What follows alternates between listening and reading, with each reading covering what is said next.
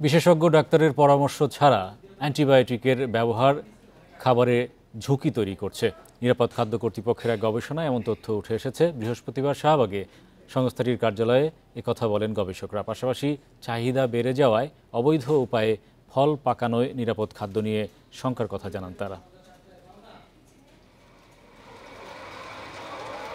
সস্তা আমিষ হিসেবে বেশ জনপ্রিয় ব্রয়লার ও সোনালী মুরগি।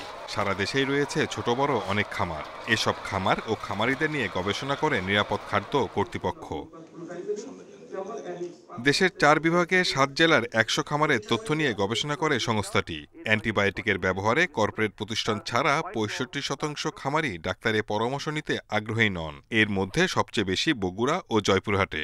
এটাও আমাদের কাছে তথ্য আছে যে তাদেরকে কিন্তু এই মুরগিকে সেকেন্ডারি ইনগ্রেডিয়েন্ট হিসেবে আপনার খাওয়ানো হয়, যে জন্ম নিয়ন্ত্রণ পিল দেওয়া হয়।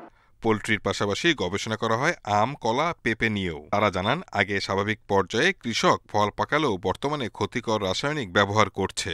কার্বাইড ব্যবহার করা হচ্ছে কোনো ক্ষেত্রে, এটা অভিযোগ আছে, কিন্তু এটার কোনো প্রমাণ ডাটা নাই, কারণ এটা বৈধভাবে হচ্ছে না। এই বিষয়টা নিয়ে ওনার গবেষণা হচ্ছে কিভাবে ইথিলিন গ্যাস দিয়ে ফল পাকানো যায়, এবং এটার একটা নতুন পদ্ধতি বাংলাদেশে। নিরাপদ খাদ্য নিশ্চিতে সরকারি তদারকি জোরদারের আহ্বানও উঠে আসে অনুষ্ঠানে। Shahid Ahmed, independent news, Dhaka.